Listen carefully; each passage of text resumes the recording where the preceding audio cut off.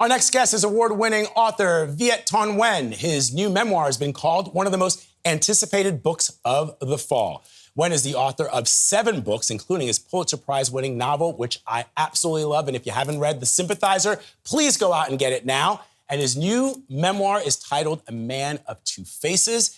In it, Nguyen goes beyond writing about himself and analyzes larger ideas of being a refugee, a father, and an American. Now, in the book, Nguyen writes, quote, "How do you separate yourself and your memories from history? How do you separate your presence from so many absences? Questions I can only ask and never answer." Oh, man. Viet Thanh Nguyen, thank you so much for joining us. First here on CBS Mornings. It really is an honor. I followed your work for many, many years, and it's just great to be able to chat with you about Glad, this. it's a thrill to be here. Thanks so much for having me. So let's talk about this book.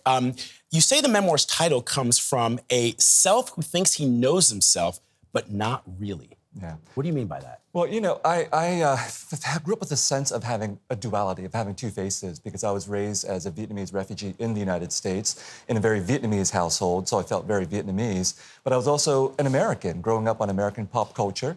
So when I was in my parents' house, I felt like an American spying on these Vietnamese people. And then when I was outside, I felt like a Vietnamese spying on Americans. A sense of duality stayed with me for a very long time. But I think there was also a sense of deceiving myself, believing that I was normal, that I was well-adjusted after all the refugee experiences my family had gone through. But I think what I discovered in writing the memoir was, in fact, my memory had deliberately deceived me about so many traumatic things that had happened to my family. Yeah, because you say that growing up, you weren't really a big fan of memoirs and biographies, right? And you didn't think that there was anything really that interesting about your life. You thought you were well-adjusted, and it was your then-girlfriend, now wife, who said, "Oh, by the way, you are not well-adjusted." She was not the only one, by the way. Okay. My first writing teacher, Maxine Hong Kingston, I was the worst student in her class, fell asleep every day in her class. She said, she gave me a B+, which is an Asian F. Yeah, right. It's like you failed. In her letter to me at the end, she said, "You need to seek counseling." And of course, I didn't seek counseling. I became a writer. And that was my way of trying to cope with the damages I think that had been done. The fact that everything that had happened to my family, watching my parents suffer in their grocery store, acknowledging that we had left an adopted sister, their adopted daughter behind, all those things caused me to shut down emotionally and look forward, to try to look forward to assimilate into American society and pretend that the past hadn't happened and hadn't had an effect on me. When you say that your writing was heavily influenced by both poetry and Twitter, but I'm intrigued by what you just said. You are an American, but yet you think that you feel and act and are authentically American, but you're not.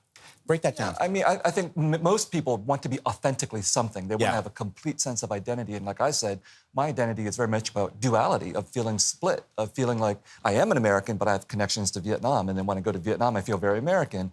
And that sense of duality is uncomfortable, but it's also great for being a writer. And it's also great for being a human being because it gives me a sense of empathy, this recognition that I should be trying to see every issue from at least two sides and trying to understand people's points of view.